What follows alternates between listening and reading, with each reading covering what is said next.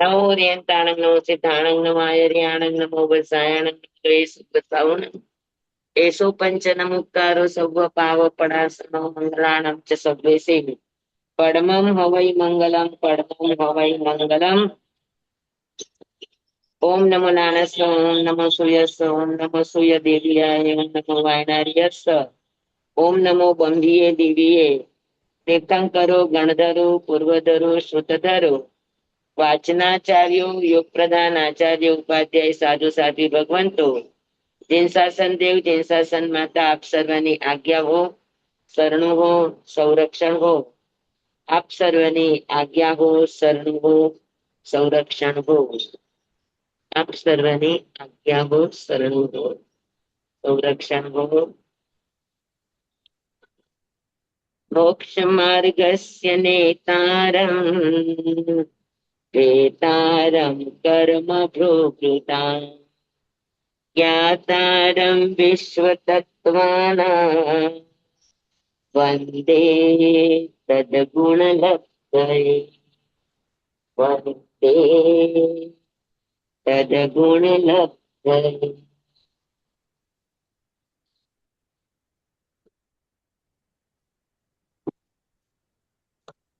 ચાલો આપણે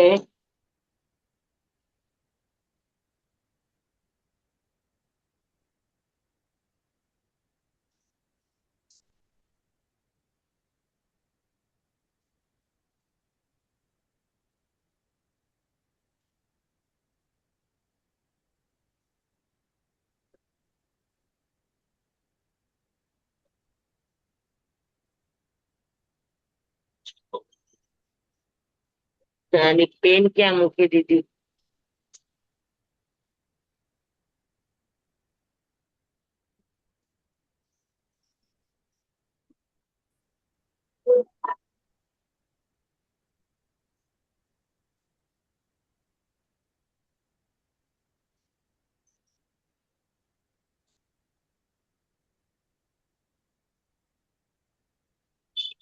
આપણે કયું સૂત્ર ચાલતું હતું? 45મું નિરુપભોગમંત્યમ. નિરુપભોગમંત્યમ એ શરીર આપણું થઈ ગયું ને? હા, કે નિરુપભોગ એટલે અંત્યમ શરીર એટલે અંતિમ શરીર.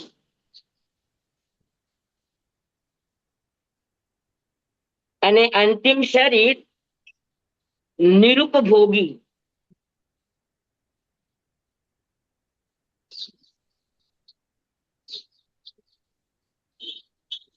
આજે તારીખ કઈ છે?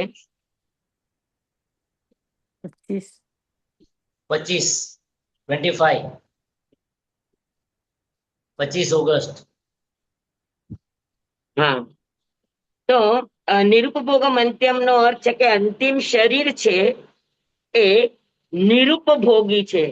એટલે એને ઇન્દ્રિય નથી, યોગો નથી બીજા કે જેનાથી જીવ વિષયોનો ભોગવટો કરે.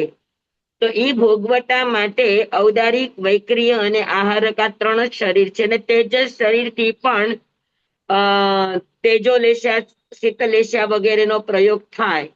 તો 4 શરીર ઉપભોગમાં કામમાં આવે છે, વિષયોના, એ સિવાય બીજા કોઈ વ્યાપારોમાં.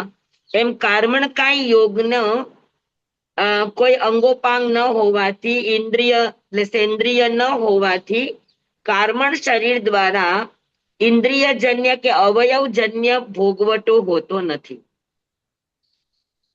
સમજાણું? હાથ પગ, 5 ઇન્દ્રિયો, શરીર, તો એનાથી આપણે જે પણ ભોગવટો કરીએ છીએ યોગોનો, એ તમામ ભોગવટા કર્મણ શરીરથી થતા નથી. અંત્યમ શરીરમ એટલે અંત્ય શરીર, અંતિમ શરીર એટલે કર્મણ શરીર. તો કર્મણ શરીર છે એનાથી કોઈ પણ વિષયોના કે યૌગિક કે એવા કોઈ પણ વ્યાપારો થતા નથી. એટલા માટે એને નિરુપભોગ કહ્યું છે, તો ઉપભોગ વગરનું. તો અંતિમ શરીર કર્મણ શરીર છે એ ઉપભોગ વગરનું છે. એના નિમિત્તે ઉપભોગ થાય પણ એ પોતે શરીર ઉપભોગ કરી શકતું નથી. એટલે વાટે વેતા જીવ હોય, કર્મણકાય યોગ હોય, ત્યારે એક પણ જાતના અનુભવથી રહિત હોય.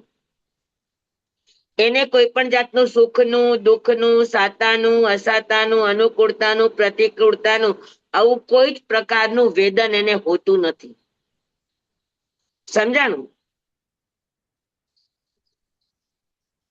અને તો તત્વાર સૂત્રની આ નવી વાત છે. આપણે આવું ક્યારે ઢોકળામાં ક્યાંય શીખા નથી. હા, આપણે યોગો કર્યા છે, પણ છતાં કર્મણકાય યોગ હોવા છતાં પણ ઉપભોગ રહિત નું શરીર છે. અને ઉપભોગ કરવા માટે એને ઇન્દ્રિયો જોઈએ, ઉપભોગ કરવા માટે અવયવ જોઈએ, ઉપયોગ કરવા માટે વીર્યાંતરાય કર્મના સંયોગક્ષમનો ઉર્જા હોવી જોઈએ. તો એવું કર્મણ શરીરમાં હોતું નથી. કારણ કે કર્મણ શરીર ઇન્દ્રિય વાળું પણ નથી, એટલે સેન્દ્રિય પણ નથી. સ્વામી સ્વામી અને સાવયવ પણ નથી.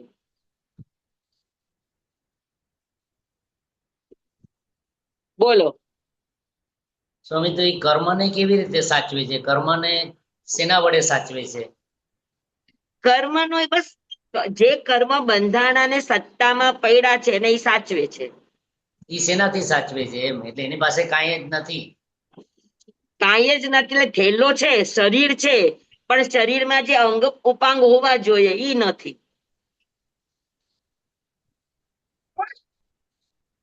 એટલે એની પાસે મેમરી કેવી રીતે આવી? મીન્સ સાચવે છે એ કઈ રીતે? એ જરાક આમ બેસતું નથી મગજમાં.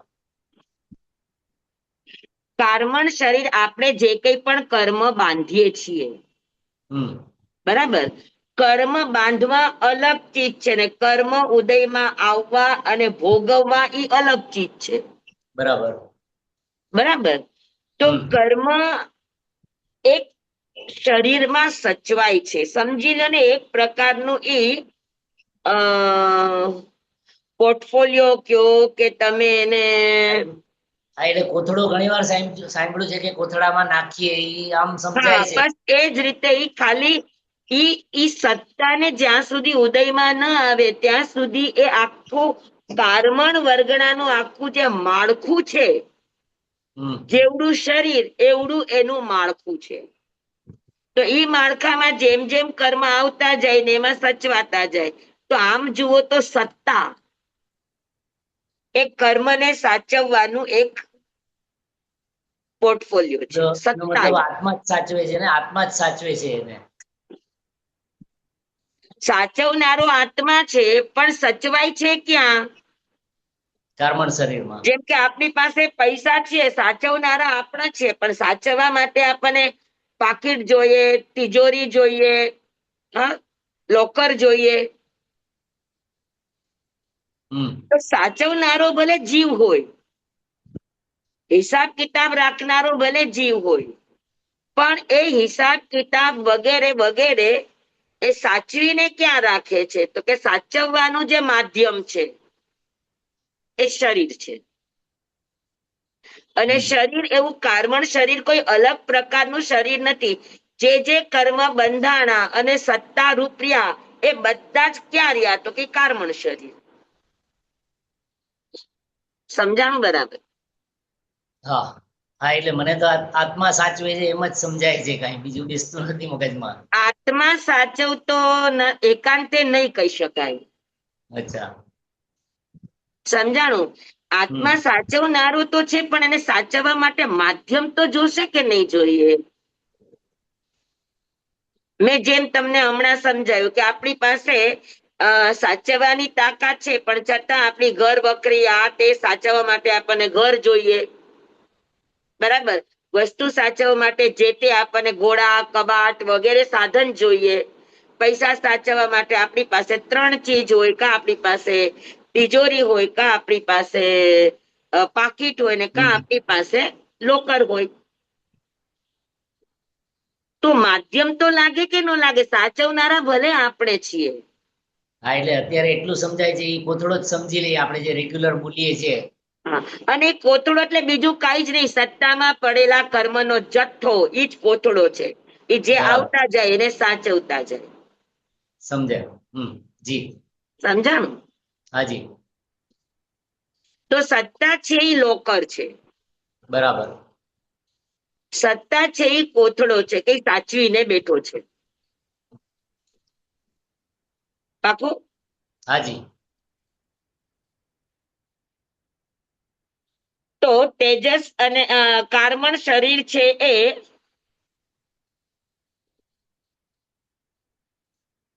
કેવું છે? તો કે કાર્બન શરીર છે એ નિરુપભોગી છે. અને નિરુપભોગી છે એનું કારણ શું?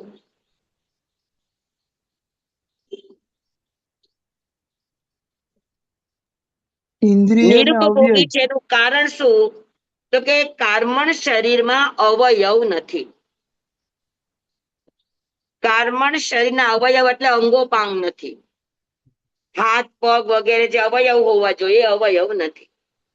તો આપણને ચાલવાના ઉપભોગમાં આવે, આપણને બેસવાના ઉપભોગમાં આવે, આપણને હલન ચલનમાં ઉપયોગમાં આવે, આપણને કોઈ કાર્ય કરવું છે તો એના ઉપયોગમાં આવે. એમ કાર્બન શરીર ઉપયોગમાં આવતું નથી, કારણ કે એને અંગોપાંગ અવયવ હોતા નથી. નંબર 1. પછી આપણને વિષયના ભોગવટા કરવા માટે ઇન્દ્રિય છે. કાન છે, આંખ છે, નાક છે, જીભ છે, ત્વચા છે. તો એવા ઉપભોગ કરવા માટે, વિષયોનો ઉપભોગ કરવા માટે પણ કાર્બન શરીર પાસે ઇન્દ્રિયો નથી. તો કાર્બન શરીર સેન્દ્રિય પણ નથી ને સાવ અવયવ પણ નથી. એટલા માટે એને નિરુપભોગી કહ્યું છે.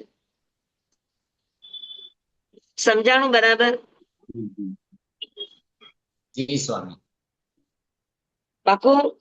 હાજી, સ્વામી પેજ થોડું મોટું થશે? હા, આવશે આવશે.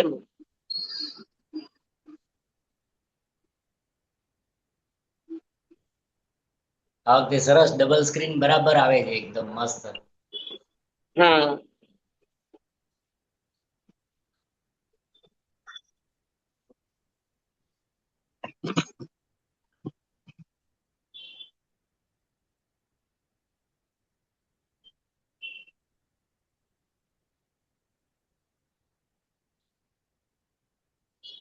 બરાબર.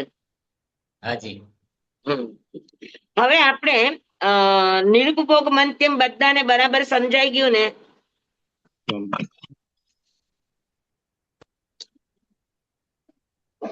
હલો? હા સ્વામી, હા સ્વામી, હા. હવે આપણે આગળનું સૂત્ર લઈએ. આગળનું સૂત્ર છે ગર્ભ સમૂર્છન જ માધ્યમ. લખું છું.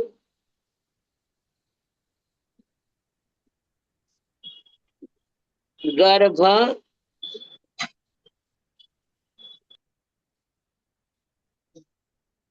સમૂર્છન જ માધ્યમ. હા, બરાબર. ગર્ભ સમૂર્છન જમ આદ્યમ. બરાબર. હવે અહીંયા શરીરની વાત થઈ ગઈ આપણી પૂરી. હવે આગળ એમ કે છે કે ભાઈ આ શરીરને ઉત્પન્ન કરનારું કોણ છે? શરીર એટલે નો કર્મ વર્ગણા. તો નો કર્મ વર્ગણાને ઉત્પન્ન કરનારું કોણ છે? તો એ કે છે કે ગર્ભ સમૂર્છન.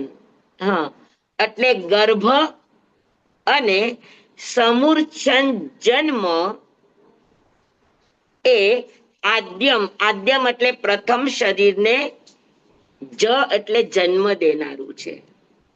તો ઔદારિક શરીરને જન્મ દેનારું કોણ? તો કે 2. ગર્ભ અને સમૂર્છન.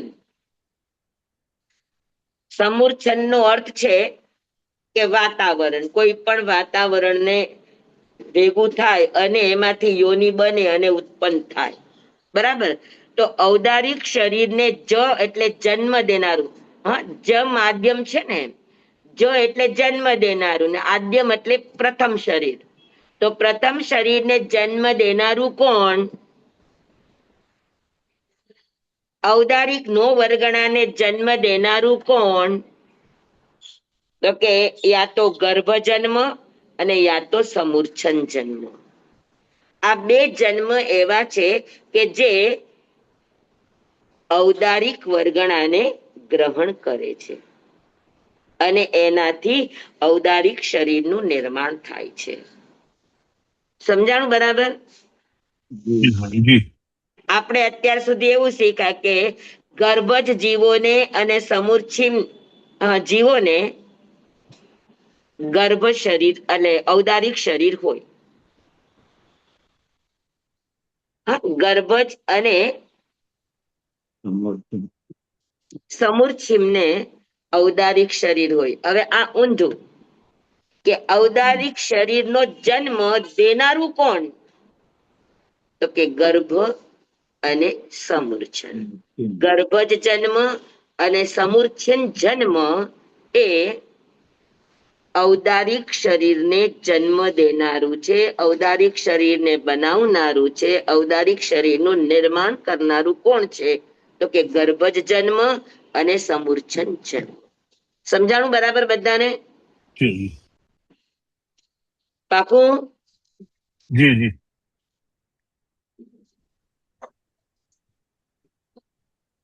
એટલે સમૂર્છન જન્મ જેવો થાય અને જે નો કર્મ વર્ગણા ગ્રહણ કરે એ કયા નો કર્મ વર્ગણા ગ્રહણ કરશે? તો કે ઔદારિક શરીરની નો કર્મ વર્ગણા ગ્રહણ કરશે અને એનાથી પછી શરીરનું નિર્માણ થશે. બરાબર? તો ઔદારિક વર્ગણા ગ્રહણ કરનારું કોણ હતું? કેમ કે જન્મ એટલે જ નો કર્મ વર્ગણાનું ગ્રહણ. તો નો કર્મ વર્ગણા ગ્રહણ કોણ કરે? તો કે ગર્ભમાં આવતો જીવ. જે જીવ ગર્ભમાં ઉત્પન્ન થાય એ ઔદારિક નો કર્મ વર્ગણા ગ્રહણ કરે.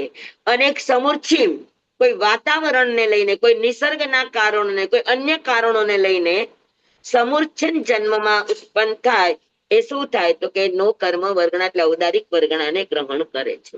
બરાબર? તો ઔદારિક વર્ગણાને ગ્રહણ કરનારું કોણ છે? તો કે ગર્ભજ જન્મ અને સમૂર્છિન જન્મ. અને એ પૂતગલોને ગ્રહણ કરીને શરીર પર્યાપ્તિ દ્વારા ઔદારિક શરીરનું શું કરે? તો કે નિર્માણ કરે છે. સમજાણું? હાજી બરાબર? હાજી. સ્વામી, હાજી. એક પ્રશ્ન છે. હા બોલો. તો સમુચિન જીવ ઉત્પન્ન થવા માટે ના નિમિત્ત કામ કરે સ્વામી?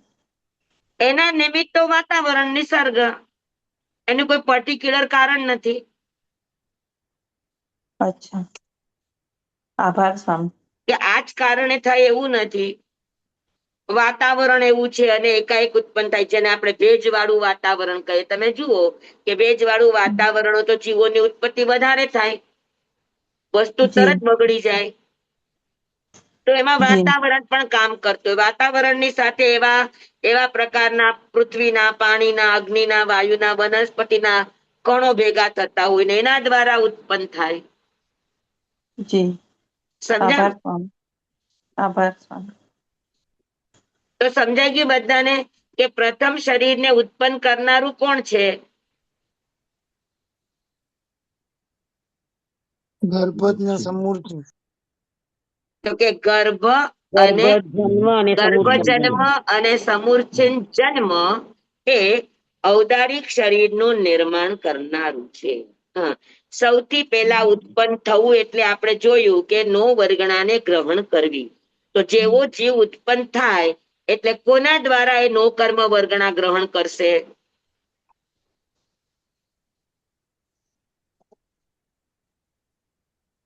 ઔદારિક શરીર દ્વારા.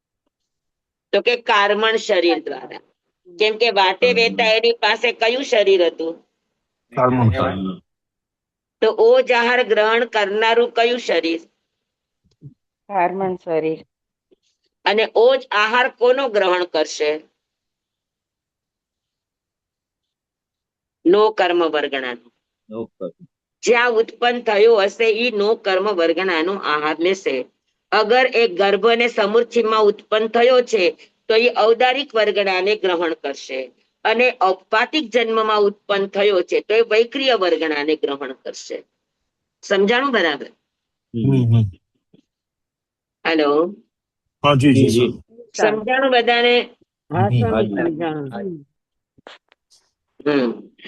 તો આદ્યમ એટલે ઔદારિક શરીરને જન્મ દેનારું કોણ છે? તો કે ગર્ભજ જન્મ અને સમુચ્છિમ જન્મ એ ઔદારિક શરીરને ઉત્પન્ન કરે છે. ઔદારિક વર્ગણાને ગ્રહણ કરે અને એને ઔદારિક શરીર રૂપે શું કરે? તો કે ઔદારિક શરીર રૂપે એની નિર્માણ એટલે રચના કરે. હા, તો ઔદારિક શરીરના પૂતગલોને ગ્રહણ કરવાનું અને ઔદારિક શરીર રૂપે બનાવવાનું કામ કોણ કરે? તો કે ગર્ભજ જન્મ અને સમુચ્છિમ જન્મ. આ બંને જન્મનું કામ છે ઔદારિક શરીરને સમયે સમયે નવા પૂતગલો ગ્રહણ કરવા, પરિણમાવવા અને શરીર રૂપે એની રચના કરવી. બરાબર? તો જ્યાં સુધી ગર્ભજ જન્મમાં જીવ છે, જ્યાં સુધી સમુચ્છિમ જન્મમાં જીવ છે, ત્યાં સુધી આ પ્રક્રિયા સમયે સમયે એની ચાલુ છે. શું ચાલુ? તો કે ઔદારિક નો વર્ગણાને ગ્રહણ કરે, એને શરીર રૂપે સાત ધાતુ રૂપે પરિણમાવે અને પછી આખા શરીરમાં એનું બંધારણ છે એ બંધારણ પ્રમાણે એને ડિસ્ટ્રીબ્યુટ થાય. પાકું? जी जी सर જી હા, આ બધી પ્રક્રિયા છે બહુ, એક એક પછી એક એક કર્મ પ્રકૃતિ એક એક કામ કરે છે, પણ આ કામ કરતા સેકન્ડ પણ મોટી છે. એનાથી પણ ઓછા સમયમાં આ બધું નિર્માણ થઈ જાય છે. બરાબર? પાકું? તો આ સૂત્ર સમજાઈ ગયું. ગર્ભ સમૂર્છન સમૂર્છન જ માધ્યમ, સમૂર્છન જ માધ્યમ. मध्यम ગર્ભ અને સમૂર્છિમ જન્મ આદ્યમ એટલે આદ્ય ઔદારિક શરીરને, જ એટલે જન્મ દેવામાં નિમિત્તભૂત છે, કારણ છે. બેસી ગયું આ સૂત્ર जी બરાબર છે. જી સ્વામી. એકદમ? હલો સ્વામી, હા, સ્વામી એક પ્રશ્ન પૂછું આજ્ઞા હોય તો? બોલો બેન. સ્વામી આપે કીધું કે ઈ જે શરીરમાં સતત ને સતત ઔદારિક વર્ગના ગ્રહણ કરે જ છે, તો ઈ કેવી રીતે? કે આપણે બાળક છે પછી મોટા થયા બુઢા થયા એટલે ઈ પ્રમાણે ચાલુ રહે છે? કેવી રીતે ચાલુ રહે? આપણે બાળક હતા ત્યારે આપણા પરમાણુ કોમળ હોય, કલર જુદો હોય, પછી જેમ જેમ તમે મોટા થતા જાઓ, પરિપક્વ થતા જાઓ, બહારના વાતાવરણ તમારા શરીરને અસર કરતા હોય તો એ રૂપે એ કરે. અચ્છા, આપ સમજાણું? હવે સમજાઈ ગયું. નાના હતા ત્યારે નાક કેવડું હતું, નાના હતા ત્યારે હાથ આંગળીઓ કેવડી હતી, તો એ રૂપે પરિણામ આવતું હતું. જ્યારે જે સમયે જે શરીર છે એ શરીર રૂપે શું કરે છે? તો કે પરિણામ આવે છે સમયે સમયે પૂતગલો. સમયે સમયે પૂતગલો પરિણમે છે. હા, સમયે સમયે આવે છે અને બરાબર છે સ્વામી. કોન્સ્ટન્ટ ચાલુ છે. સમજાઈ ગયું સ્વામી. ચાલો, 46મું સૂત્ર બધાને સમજાઈ ગયું? તો આગળ વધીએ. ગર્ભ સમૂર્છન જ માધ્યમ સમજાઈ ગયું? જી સ્વામી. Okay, fine. હવે એની આગળનું સૂત્ર છે વૈક્રિય મૌપપાતિકમ. મૌપપાતિકમ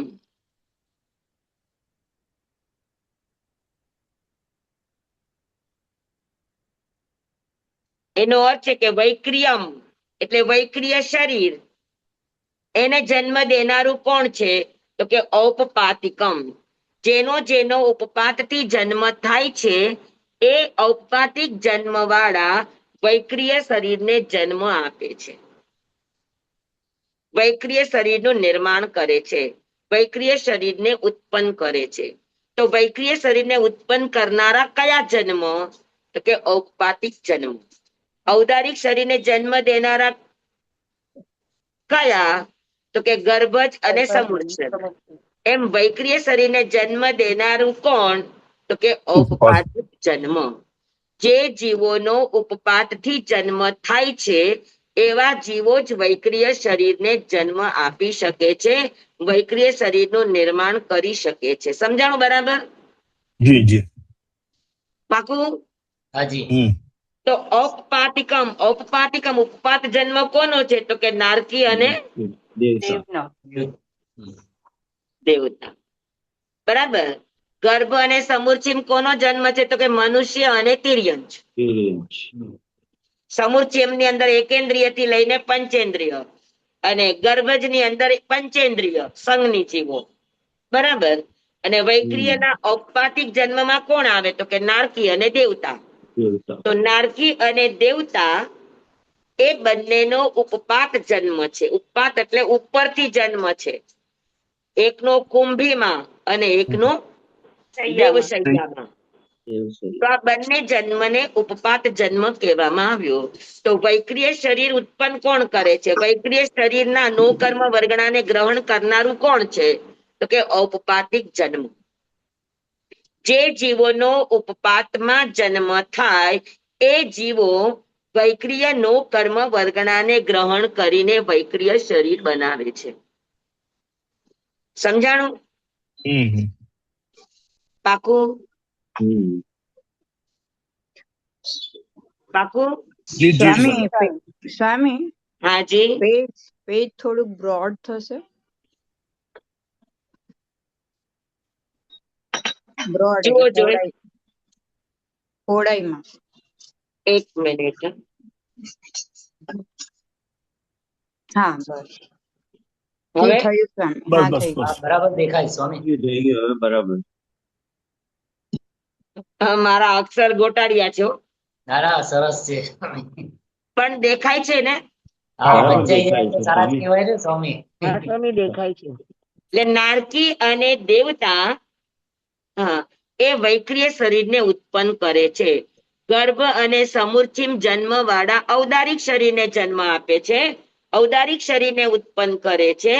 અને ઔપપાતિક જન્મ વાળા નારકી અને દેવતા વૈક્રિય શરીરને ઉત્પન્ન કરે છે, વૈક્રિય શરીરને જન્મ આપે છે. સમજાણું બધાને આટલી વાત? હાજી. બરાબર. હવે આગળ આ સૂત્ર સમજાય કે ઈઝી છે? હા સ્વામી સમજાઈ હા ગયું. સ્વામી, સમજાઈ ગયું. હા. સમજાઈ ગયું. હવે આવે છે લબ્ધિ પ્રત્યયમ ચ. લબ્ધિ પ્રત્યયમ ચ એનો અર્થ છે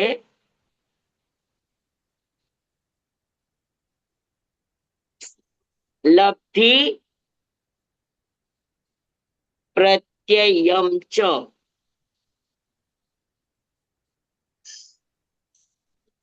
એટલે આપણે ઉપર કયા શરીરની વાત ચાલે છે? તો કે વૈક્રિય શરીરની. બરાબર.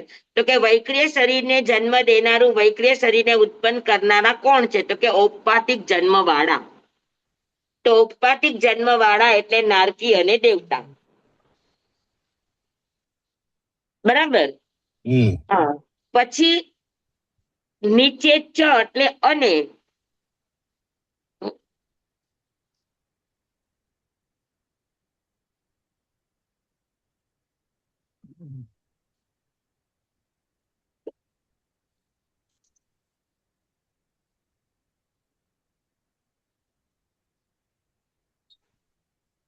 ચ એટલે અને, લબ્ધિ પ્રત્યયમ ચ એટલે લબ્ધિ વાળા પણ વૈક્રિય શરીરને જન્મ આપી શકે છે. એટલે વૈક્રિય શરીર લબ્ધિથી પણ ઉત્પન્ન થાય છે. ઔપપાતિક જન્મથી તો ઉત્પન્ન થાય જ છે, પણ ચ એટલે અને, લબ્ધિ પ્રત્યયમ ચ એટલે લબ્ધિના પ્રત્યયમ એટલે કારણે. તો લબ્ધિના કારણે પણ વૈક્રિય શરીર ઉત્પન્ન થાય છે. સમજાણું? હા સ્વામી. બરાબર. જી સ્વામી. જી સ્વામી. તો વૈક્રિય શરીરને ઉત્પન્ન થવા માટે બે થઈ ગયું. એક તો વૈક્રિય શરીરને જન્મ દેનારું કોણ છે? તો કે ઔપચારિક જન્મ એટલે નારકી ને દેવતા.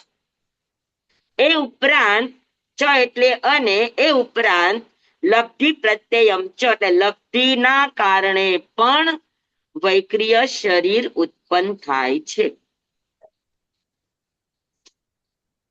બરાબર?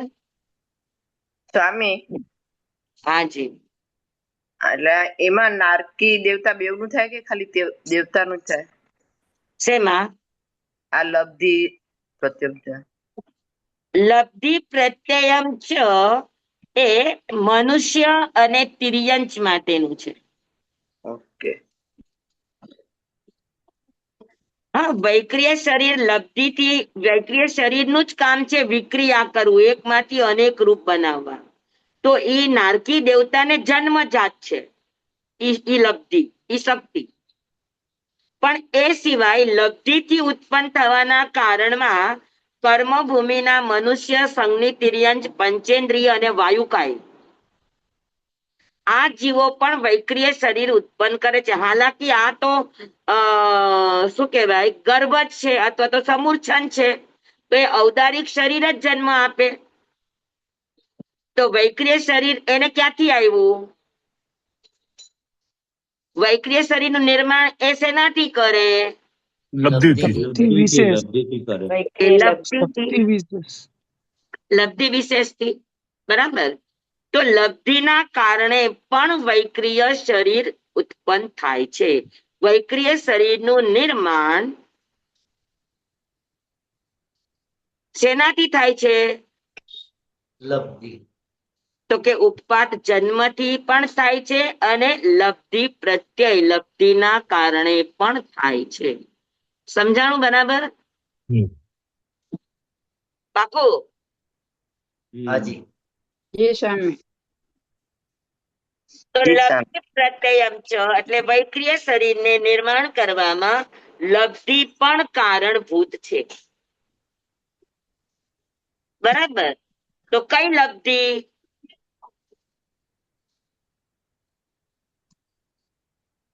વૈક્રિય શરીર. લબ્ધિ. હા, વૈક્રિય લબ્ધિ. તો કે સયોક્ષમ લબ્ધિ, ક્ષાયિક લબ્ધિ નહીં. અચ્છા. હા, વૈક્રિય શરીર બનાવવા માટે એની પાસે શું જોઈએ? તો કે સયોક્ષમ લબ્ધિ જોઈએ. હા, તો એ સયોક્ષમ લબ્ધિ દ્વારા એની પાસે વૈક્રિય લબ્ધિ કેવી રીતે મળે? તો કે કર્મના સયોક્ષમથી મળે, કર્મના ક્ષયથી ન મળે. તો કર્મના સયોક્ષમથી આપણને વૈક્રિય લબ્ધિ મળે. તો એ વૈક્રિય લબ્ધિથી વૈક્રિય શરીર બનાવવું એને લબ્ધિ પ્રત્યયમ ચ કહેવામાં આવે. સમજાય ગયું બધાને? પાકું? જી. કેટલું બધું ક્લિયર થઈ ગયું તમારે? કયો જોઈએ? એકદમ નાના સૂત્ર દ્વારા પણ કેટલી મોટી વાત ઉમા સ્વાતિજી આપણી સામે એકદમ ક્લિયર કટ આપી દીધી છે. નાના નાના સૂત્રો પણ કેટલા સરસ રીતે એમણે ગૂંથા છે. અજબ ગજબ છે, અજબ ગજબ. લબ્ધિ પ્રત્યયમ ચ સમજાણું? હા સ્વામી. હા, તો લબ્ધિ પ્રત્યયમ ચ આપણે બે જગ્યાએ લગાડવાનું છે. લબ્ધિ પ્રત્યયમ ચ વૈક્રિય માટે પણ છે કે વૈક્રિય શરીર પણ લબ્ધિથી ઉત્પન્ન થાય છે, અને પછી આહારક શરીર અને તેજસ શરીર પણ લબ્ધિથી પણ હોય છે. હા, તો ચના ચ શબ્દથી વૈક્રિય શરીર પણ આવે અને ચ શબ્દથી તૈજસમપી પણ આવે.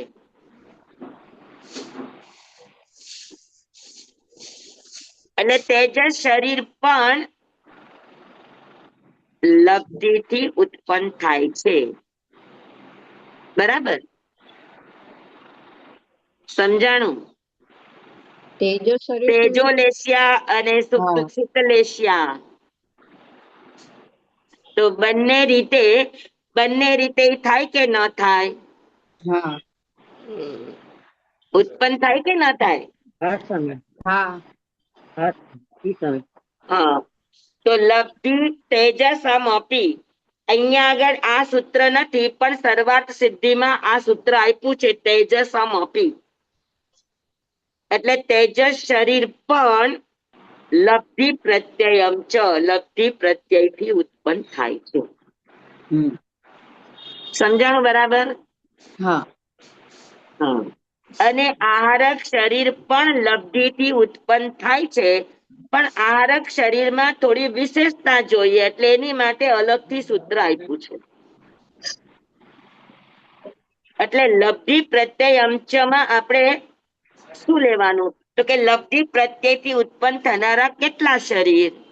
તો કે વૈક્રિય શરીર પણ લબ્ધિ પ્રત્યયથી ઉત્પન્ન થઈ શકે છે, તેજસ શરીર પણ લબ્ધિ પ્રત્યયથી ઉત્પન્ન થઈ શકે છે, અને આહારક શરીર પણ લબ્ધિ પ્રત્યયથી ઉત્પન્ન થઈ શકે છે. સમજાણું બરાબર?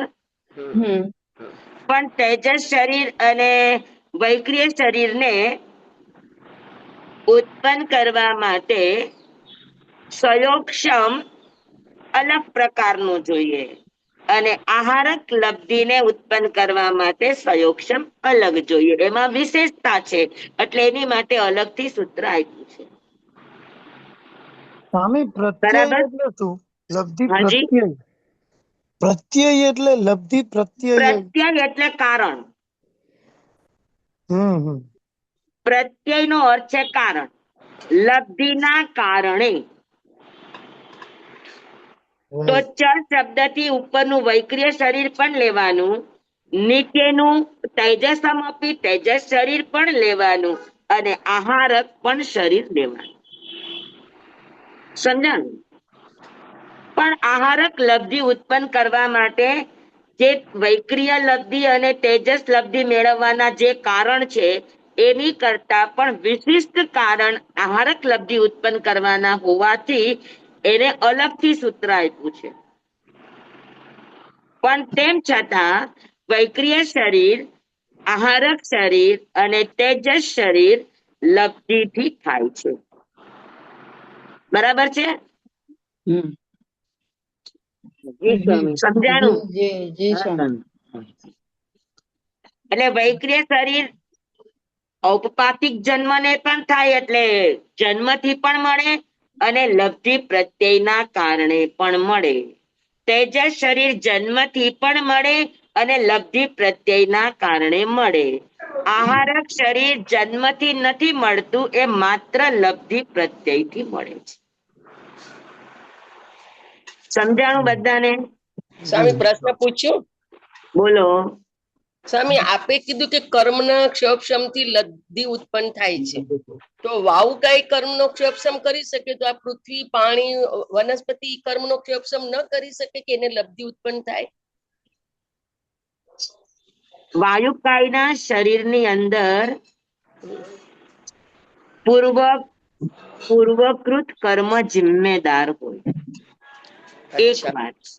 અને બીજી વાત, વાયુકાય સતત ગતિશીલ છે, અને ગતિના કારણે એનામાં આ ઉર્જા પેદા થાય. અચ્છા અચ્છા સ્વામી, સમજાણું. ગતિશીલ ના કારણે ઉર્જા ઉત્પન્ન થતી રહે છે. બરાબર, સમજાઈ ગયું સ્વામી. સ્વામી, સાધુ મહારાજ ની શક્તિઓમાં આહારક સૌથી નંબર 1 ગણાય. હા, સાધુ મહારાજ ની શક્તિ હોય તો આહારક શરીર બનાવે, ઈ નંબર 1 ગણાય. બીજી શક્તિઓ અથવા તો આ લબ્ધિઓ. વૈક્રિય લબ્ધિ કરતા એનામાં ઘણી બધી વિશેષતા છે, આપણે આગળના સૂત્રમાં જોશું. હમ, હમ. બરાબર. જી હવે વૈક્રિય શરીર, તેજસ શરીર, હા, આ બંને શરીર બે પ્રકારે લબ્ધિમાં થાય.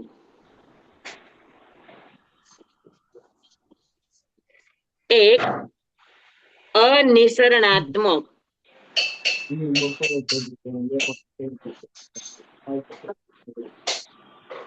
કોઈનો રસોડાનો અવાજ આવે છે એટલે માઇક ખુલ્લું લાગે છે.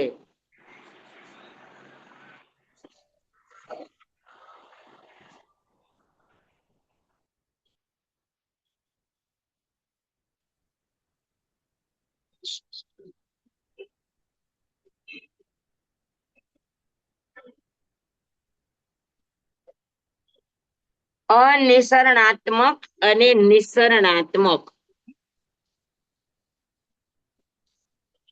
અનિસરણાત્મક એટલે શરીરમાં રહીને જ એ બીજા રૂપો બનાવી શકે, એને અનિસરણાત્મક કહેવાય. અને શરીરથી બહાર નીકળીને પણ બનાવી શકે, એને નિસરણાત્મક કહેવામાં. બરાબર. હવે વૈક્રિય શરીર, તેજસ શરીર, આ બંને શરીરની લબ્ધિઓ નિસરણાત્મક પણ છે અને અનિસરણાત્મક પણ છે. બરાબર. અનિસરણાત્મક એટલે શરીરમાં રહીને એ શું લબ્ધિ કરે છે? તો કે વૈક્રિય શરીર શરીરમાં રહીને પણ નાનું મોટું કરી શકે કે ન કરી શકે? હા પોતાના શરીરમાંથી જે બીજું રૂપ બનાવીને, જેમ કે સ્થુલીભદ્રજીએ પોતાના જ રૂપમાંથી એને સિંહનું રૂપ બનાવી લીધું, તો એને અનિસરણાત્મક કહેવાય. હમ કે પોતે પોતાના શરીરમાંથી બહાર નીકળીને બીજું શરીર નથી બનાવ્યું, પોતાના જ શરીરમાં ફેરફાર કરી અને એને જે બનાવ્યું છે એને અનિસરણાત્મક શરીર કહેવાય. સમજાણું? જી સ્વામી. સમજાણું?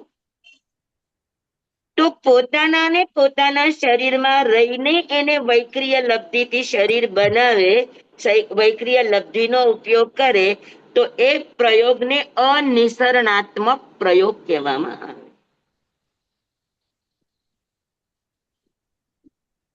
બેઠું આટલું? એવી રીતે તેજસ શરીરની લબ્ધિ પણ અનિસરણાત્મક.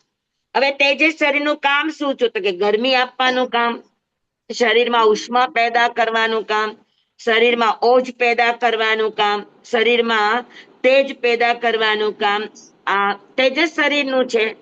તો એ લબ્ધિ પણ એની બે રીતે છે, અનિસરણાત્મક ને નિસરણાત્મક. અનિસરણાત્મક આપણા શરીરમાં ઉષ્મા ટકાવી રાખવી, શરીરની ગરમી ટકાવી રાખવી, આ એની તેજસ શરીરની લબ્ધિ છે. આ અનિસરણાત્મક છે, શરીરની સાથે જ છે. બરાબર. શરીરમાં તાવ આવવો, ગરમી આવી, હીટ જ્યાં પણ વધે છે ત્યાં તેજસ શરીર કામ કરે. પાકું? સમજાણું? હા જી સ્વામી. બાર આ તેજો બધાને કહેવાય અનિસરણાત્મક.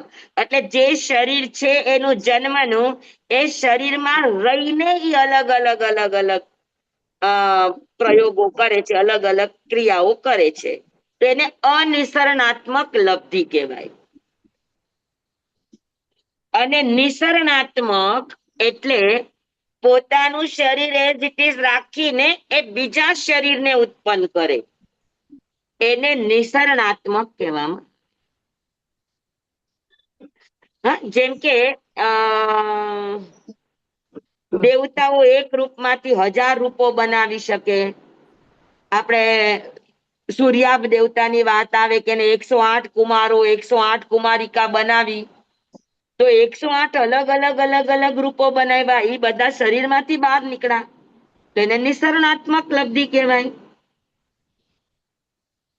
તો સ્વામી કઠપૂતના એ બરફનો છોડ્યો વાયુ, હા કઠપૂતના એ બરફ ઠંડો વાયુ, એ હા નિસરણાત્મક. હા, એ નિસરણાત્મક.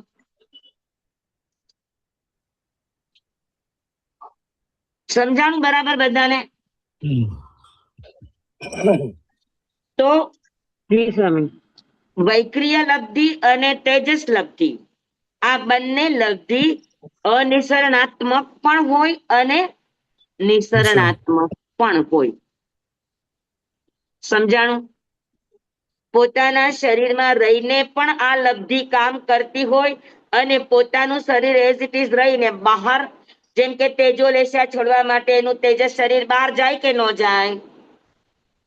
જાય જાય શીતલેશા છોડવા માટે જાય કે ન જાય? હા જાય. તો એ નિસરણાત્મક કહેવાય. સાધક અહીંયા બેઠો છે ને તેજસ શરીર ત્યાં જઈને જ્યાં જ્યાં એને તેજોલેશા છોડી છે ત્યાં જઈને આગ પેદા કરવું, એને ભસ્મીભૂત કરવું તો એની માટે એ અલગ થાય છે. શરીરમાંથી એ લબ્ધિ બહાર જાય છે. શરીરમાં રહીને એ લબ્ધિનો પ્રયોગ નથી કરતા. સમજ્યા? ગોશાલકની તેજોલેશિયા શાંત કરવા માટે ભગવાને શીતલેશિયા મૂકી તો એ બહાર નીકળી અને ઓલા ઋષિના મોઢામાંથી નીકળતી આગને એને પાછળ ધકેલી દીધી. જી જી સર. સમજાણું બરાબર? તેજોલેશે આપણે અહીંયા રહીને બીજા દેશમાં પણ કરી શકે, મોકલી શકે.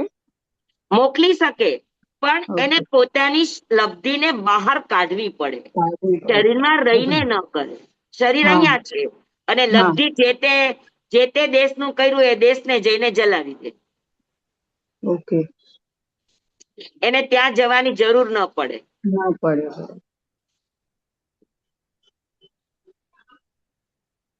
બરાબર બેઠું? પાકું? જી સ્વામી, જી સ્વામી. આ દ્વારકા બાળી સ્વામી, એ પણ નિસરણાત્મક. અગ્નિકુમાર દેવતા તો ત્યાં ભવનપતિમાં બેઠા છે અને ત્યાંથી એને આ તેજોલેશિયા છોડી.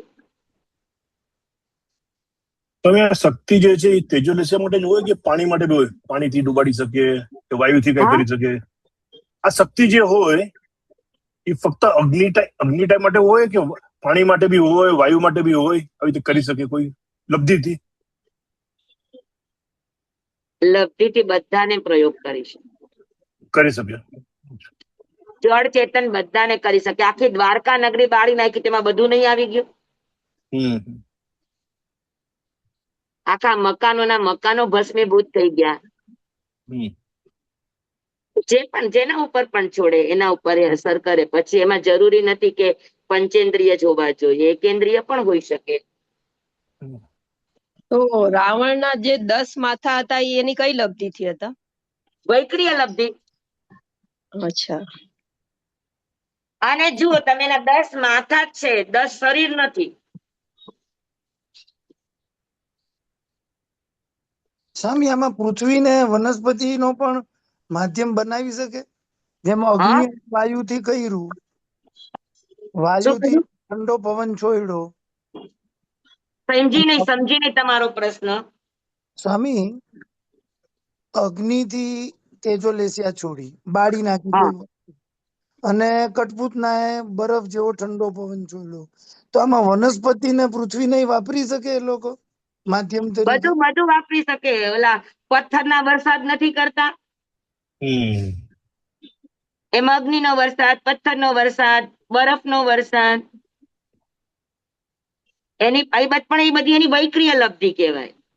જી સમજાણું બધાને? હા. નિસરણાત્મક અને અનિસરણાત્મક બે સમજાણું? હા.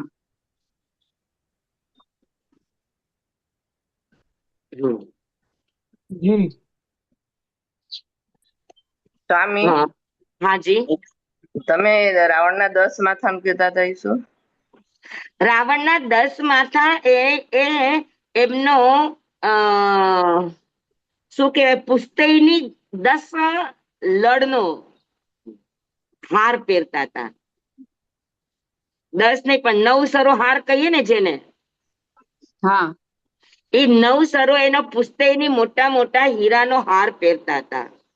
અને એ હીરાના કારણે એનું એક માથું 10માં ડિવાઈડ થઈ જતું હતું, 9 બીજા હારના, એટલે એના 10 પ્રતિબિંબ પડતા હતા. અચ્છા. સાંભળ્યું સ્વામી.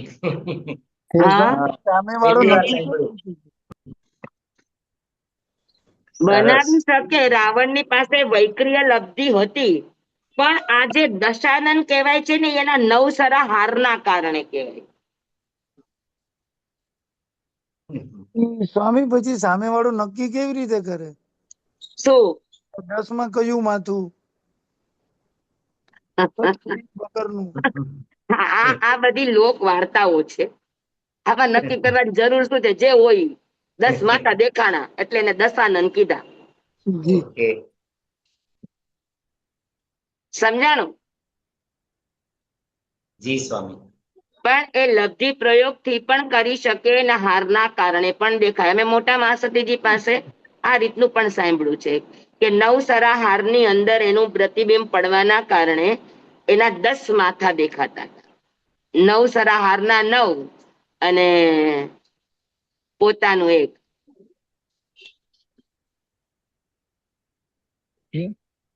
ચાલો આગળ વધીએ. જી સ્વામી.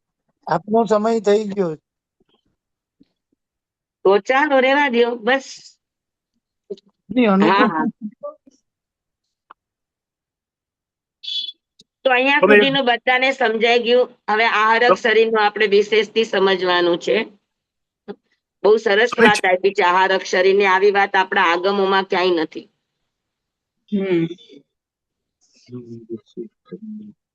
તો વૈક્રિયા મૌપાટિકમ લબ્ધિ પ્રત્યયમ ચ ગર્ભ સમૂર્છન જમાદ્યમ, આ 3 સૂત્ર બધાને બરાબર સમજાઈ ગયા? જી સ્વામી, જી સ્વામી. નિસરણાત્મક, અનિસરણાત્મક. જી સ્વામી, જી સ્વામી. Very good. બધાને ખૂબ ખૂબ ધન્યવાદ. હા, બહુ સરસ રીતે આપ અભ્યાસ કરી રહ્યા છો. હા, ધન્યવાદ સ્વામી, તમે સમજાવી રહ્યા છો સર. ધન્યવાદ આપને. અરે અમે તો સમજાવીએ પણ સામે સમજનારા હોય તો સમજાવે, સમજનારા ન હોય તો શું સમજાવીએ કયો? એટલું સરળ કરી દો છો ને સ્વામી, ન સમજવા વાળા સમજી જાય. તમે સમજો છો તો મને સહયોગક્ષમ કરવાનો અવસર મળે છે. તમારી પાત્રતા છે એટલે મને એમ થાય કે એકદમ ખુલાસાથી કરીએ તો તમારું પણ ક્લિયર થાય ને મારું પણ ક્લિયર થાય. ધન્યવાદ. બસ તમે આવી રીતે રેજો કાયમ મારી સાથે જોડાયેલા, જેથી મને સહયોગક્ષમ કરવાનો વારંવાર આવો અવસર મળતો રહે. પણ ખાલી વિનંતી એટલી જ કે કરું એ બધું યાદ રાખજો, એટલે મારે રિપીટ કરવામાં સમય ન વિતાવવો પડે. નવું આગળ શીખતા જઈએ. આશીર્વાદ આપજો. બરાબર ને? એટલે તાજું રાખવાની જિમ્મેદારી તમારી. આપણે પુરુષાર્થ કરવો પડશે. સ્વામીના આશીર્વાદ તો કાયમ છે જ. સ્વામી એક સવાલ પૂછી લો. હા બોલો બોલો. ઉપસર્ગ આવે, સમજો કામદેવ શ્રાવક ને કે કોઈ ઉપસર્ગ આવે, ઉપસર્ગ સર્પ કરે કે કઈ બી કરે, એ કઈ બી ન કરે, સમજો બાય ચાન્સ સંકેલી ન લે તો શું એ સર્પ એને કરડીને મારી શકે? છેલ્લે એને સંકેલી લેવી પડે ને, પોતાનું જે બી હોય વૈક્રિયથી કર્યું હોય લબ્ધિઓ બધી અંત મુહૂર્તની જ હોય. હા, તો એ મીન ટાઈમમાં એ સર્પ હોય અથવા પાણીથી નાકની ઉપર પાણી જાય તો માણસ મરી શકે? હા, મરી શકે ને. દ્વારકા નગરીનું દ્રષ્ટાંત છે ને આપણી સામે. અચ્છા, એટલે એટલી શક્તિ હોય, મારી શકે. સગર ચક્રવર્તીના 60,000 દીકરાઓ મર્યા કે ન મર્યા તેજો લબ્ધિમાં? મરી શકે. આપણે સુનક્ષર સર્વાનુભૂતિ તેજો લેસ્યાની લબ્ધિમાં મર્યા કે ન મર્યા? પણ કરી શકે ને સ્વામી? તો હે, મરેલાને જીવતો પણ કરી શકે ને? ના, મૃત્યુ પામેલાને જીવતા ન કરી શકાય. હા, બેહોશ થયા હોય તો એને પાછા સચેત કરી શકાય, પણ મૃત્યુ પામી ગયા હોય તો એને પાછા જીવાડી પોતે જે મૃત્યુ કર્યું હોય જે કે છે ને એ રીતે લબ્ધિથી, તો એ પાછું સીધું કરી શકે ને, એને જીવતું કરી શકે. લબ્ધિથી એને મૃત્યુ આવી ગયું હોય, લબ્ધિના નિમિત્તે એને તમે જીવાડી ન શકો. સુનક્ષત્ર ને સર્વાનુભૂતિ અણગાર મૃત્યુ પામ્યા કે ન પામ્યા, એને જીવાડી શકાય? સગર ચક્રવર્તીના 60,000 દીકરાઓ મરી ગયા, એને જીવાડી શક્યા? આખી દ્વારકા નગરી નષ્ટ થઈ ગઈ, બધા જ મરી ગયા. દેવકીને બચાવવા માંગતા હતા, દેવકી વસુદેવને, એ પણ મરી ગયા. બચાવી શક્યા? એ તો જેને કર્યું તું ઈ કરવા નહોતા માંગતા, પણ કરવા માંગે તો કરી શકે, એમ પૂછું છું. એકવાર એ નિમિત્તે મૃત્યુ પામ્યા હોય તો ન કરી શકે. શાંતિનાથ ભગવાન પગનું માંસ આપી દે છે અને પછી પાછું ઓકે થઈ જાય છે ને પગ.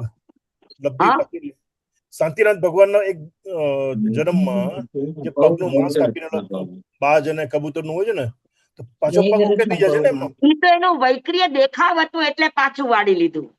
અચ્છા. વૈક્રિયથી એવું દેખાડે કે તમારા મરી ગયા તમને દગાવવા માટે. હા, પણ એકચ્યુઅલ મર્યા ન હોય. અગર તમે દૈગા નથી તો એક અંતમુહૂર્ત ની અંદર વૈક્રિય લબ્ધિ ખેંચી લે તો વળી પાછા બેઠા થઈ જાય. બસ હું એ જ પૂછતો. હા, બસ. પણ જે લબ્ધિના નિમિત્તે મૃત્યુ પામ્યા હોય એને ન બચાવે. અચ્છા, અચ્છા, ઓકે. સ્વામી સ્વામી દેવતાઓ ઉપસર્ગ આપે તો એ હા તો શ્રાવકની પરીક્ષા કરવા જોઈએ ને, ખાલી ડગાવવા ને એની દઢતા તોડવા. બેય રીતે હોય. તો સાચે પણ મૃત્યુ થઈ જાય. આલે પણ આ થયું ને તમારી સામે સગર ચક્રવર્તી, તમારી સામે દ્વારકા નગરી જીવતી જાગતી છે. એ તો ઉદાહરણ રૂપે. અપમાન થયા એટલે દ્વારકા બાળી. આ તો દેવતા પરીક્ષા કરવા આવ્યા હતા સમજો શ્રાવકની. હા, ઈ વૈક્રિય લબ્ધિ નો પ્રયોગ કરે તો એનાથી એ પાછું વાળી શકે, તેજો લબ્ધિમાં ન વાળી શકે. હા હા, પ્રયોગ ઓકે સ્વામી, ધન્યવાણી. અને તેજો લબ્ધિ છોડ્યા પછી પાછી વાળવા જાય તો એના શરીરમાં જ પ્રવેશ કરે. એમ કે મહાવીર ભગવાન ઉપર છોડી હતી તો એની ઉપર જ એ પાછી આવે, એને વાળવા માટે કા પોતાનું શરીર બળવા માંડે ને મૃત્યુ પામે. તો બી અસર તો કરી જ જાય ને આપણને. હા, અસર કરે. પણ આ બધાના પણ નિયમ હોય, શરતો હોય કે ચરમ શરીરી હોય, પછી સગોત્રીય હોય, હા, અનપવર્તનીય આયુષ્યના ધણી હોય, એના ઉપર આ બધી લબ્ધિઓ કામ ન કરે. શ્લાઘનીય પુરુષ હોય તેના ઉપર આ બધી લબ્ધિઓ કામ ન કરે, પાછી વળે. તો પાછી વળે તો તેજો લબ્ધિ પાસે પાછળ વળવાનું બીજું કોઈ કારણ જ નથી. કાંઈ બીજાને બાળશે ને કાંઈ પોતાને બાળશે. બીજાને ના બાળી શક્યા તો એ જ લબ્ધિ તમારા તરફ આવે. હા, હાથે કર્યા તે હૈયે વાયગા આને કહેવાય. સ્વામી, હાજી.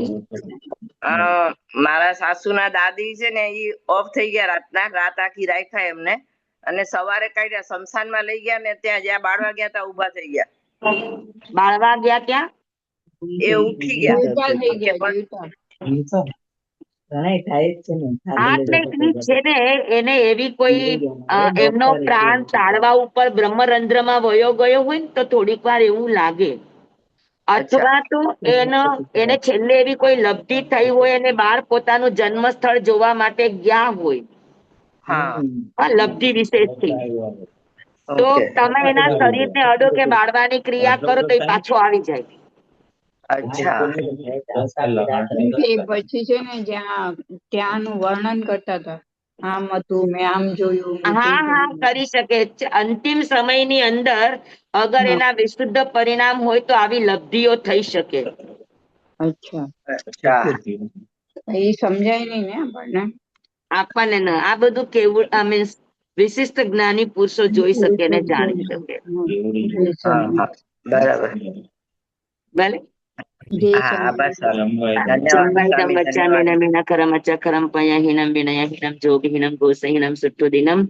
દુઠ્ઠું પડી છે એમાં કાલે પૌ સજ્જાઓ કાલે ન પૌ સજ્જાઓ અસજ્જાએ સજ્જાય એમ સજ્જાએ ન સજ્જાય એમ.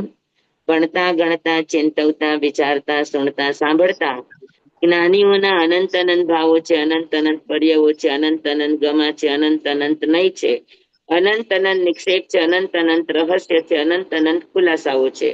આમાંથી કોઈ પણ ભાવ ભેદ નહીં, નિક્ષેપ ગમા રહસ્ય ખુલાસાનું સ્ખલન છદમસ્ત ભાવે મારા બોલવામાં, કહેવામાં, સમજાવવામાં આવ્યું હોય, આપના સાંભળવા સમજવામાં આવ્યું હોય તો અર્યાંસિત કેવડી ગુરુ ભગવાન આપની સાક્ષી આત્મા પરમાત્માની સાક્ષીએ તસ્મેચ્છામિદુગ્રમ તમેવ સત્યમ નિસંકમ જમ વિનૈ ભવેયમ સેવમ ભંતે સેવમ ભંતે સેવમ ભંતે દિવ્યે. ધન્યવાણી સ્વામી. નમો હરિહંતાણંગ નમો સિદ્ધાણંગ નમો આયર્યાણંગ નમો વસાયાણંગ નમો લોય સૌવસાહુણંગ. ગુરુદેવની આજ્ઞા શ્રી શ્રી ચતારી મંગલમ હરિહંતા મંગલમ સિદ્ધા મંગલમ સાહુ મંગલમ કેવલી પનત્તો ધમો મંગલમ ચતારી લોગુત્તમા હરિહંતા લોગુત્તમા સિદ્ધા લોગુત્તમા સાહુ લોગુત્તમા કેવલી પનત્તો ધમ્મો લોગુત્તમો तदारी शरणं पवज्जामि अरिहन्ते शरणं पवज्जामि सिद्धे शरणं पवज्जामि साहु शरणं पवज्जामि केवलीपनतं धम्मं शरणं पवज्जामि चार शरणा चार मंगल चार उत्तम करे जे नर भवसागर માં ન બુડે તે હ સકલ કર્મનું આણે અંત મોક્ષ તણા સુખ લહે અનંત ભાવ ધરીને જે ગુણ ગાય તે જીવ તરીને મોક્ષે જાય સંસારમાં હી શરણાચાર અવર શરણ નહીં કોઈ જે નર નારી આરાધે અક્ષય વિચલ પદવી હોય અંગૂઠે અમૃત વસે લબ્ધિ તણા ભંડાર શ્રી ગુરુ ગૌતમ સ્વામીજી ભગવાન ને સમરીએ તો સદાય મનવાંચિત ફલદાતા સદાય મનવાંચિત ફલદાતા બોલો ભગવાન મહાવીર સ્વામી કી જય પૂજ્ય ગુરુદેવ કી જય ગુરુ મૈયા કી જય જય જય મા સતી કી જય. જય. Thank you, સ્વામી. હા, ધન્યવાણી સ્વામી, ધન્યવાણી. ધન્યવાદ. હા, બધાને ખૂબ ખૂબ ધન્યવાદ. હા. હા જી. સ્વામી સુખ સાતામાં હા જી. હા સ્વામી હા કાલના જી. એક ના પછખાણ एकास्ना उपरांत दुव्यं प्यारं पचकेसनं खायमं क्षायमं अनत्थाना भोगणं सहसा गारणं सवसमायि वत्या गारणं अप्पाणं उसिरे तपस्या करने वाले को धन्यवाद. ધન્યવાદ ચાલો શુક્રવારે મળીએ.